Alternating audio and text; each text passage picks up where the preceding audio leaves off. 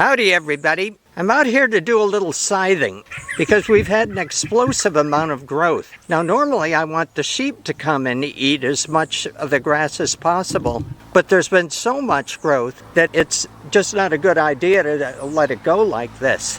And if you look right around here, just explosive growth. There's a Tithonia here. This is a different species of Tithonia. This is called Tithonia rotundifolia. The other species that we have on the farm here is called Tithonia diversifolia. Rotundifolia is a little bit more like a tree in a way. It grows bigger. So I'm going to get right to it, cut some of this up. This whole area where I'm going to be here has an interesting history behind it. When we first bought this place, this area was like a rock pile. It basically was just a big pile of rocks and not much else. And we've been able to get some organic matter in here and then get some grass and some other plants growing. And look at it now. It still is basically a pile of rocks, but it has some soil on top of it now and has some things growing. So I'm going to get right to it. Okay, so I'm here with the brush blade. Here in Nicaragua, really anywhere, where you're dealing with areas like this that have a lot of volunteer species, it's better to use the brush blade. The regular scythe blade is really for pasture and easier things to cut. So we're going to get started.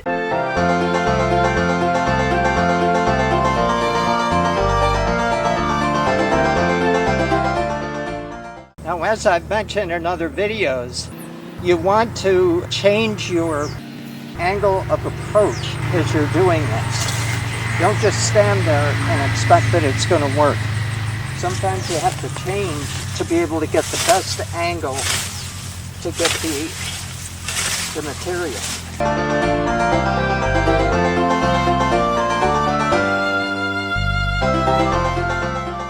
We have some woody stuff here, so we want to be well aware of that.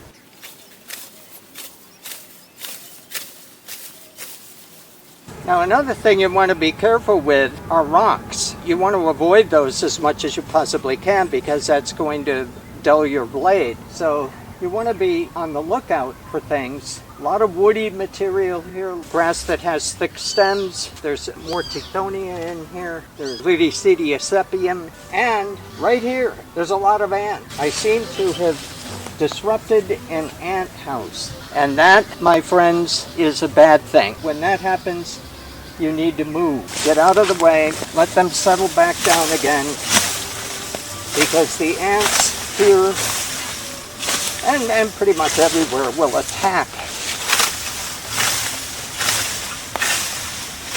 relentlessly.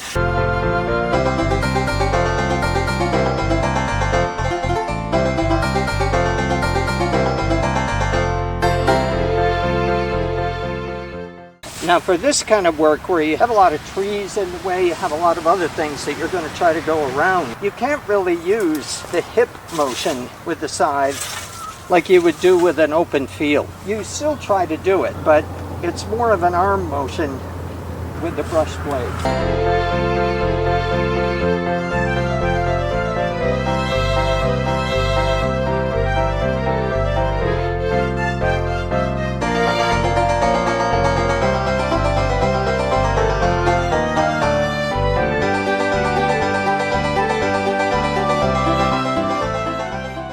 Now you'll notice, as I was going up here, I kind of went around in a circle around this tree. The reason why is because the anthill is right here, and I'm trying to stay away from the ants. When you're a novice farmer like me, you have to learn things the hard way many times. And I learned the hard way about dealing with the ants. There was one day that I was out here, not right here, but I was out on the farm scything, and I didn't realize that I was on top of a pretty big anthill. And I had such an attack from the ants that I literally had to take my clothes off and shake them out because there were just so many ants. Fortunately, Lena was with me, and she was able to help.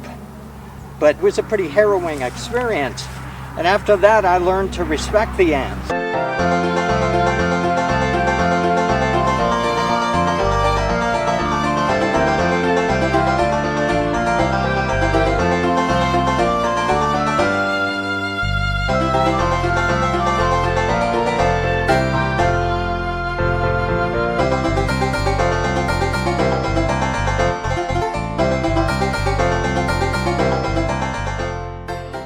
Remember from an earlier video, I talked about tall clumping grass. Here's a clump of grass right here. Perfect example of what to do. You use the tip of the brush blade here like a finger. You think of it as a finger, and you take off just a small portion of it.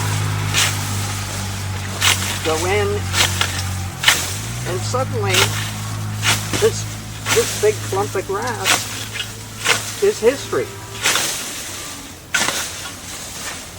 It's gone. If I tried to tackle that directly, I would have failed. But because I used the scythe like a finger and took off small portions, it works really well. Here's another one right here.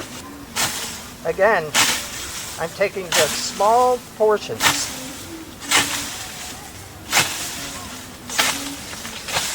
And there it is.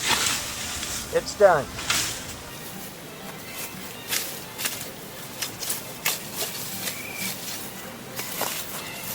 We have some cameroon grass in here too. We don't want to cut that yet because the stalks have not gotten thick enough. And when they get thick enough, they develop the nodes. And that's when we want to cut it, because we can use the nodes to plant more. So with that, I guess I'll sign off, and I'll see you in the next video. Thanks for watching.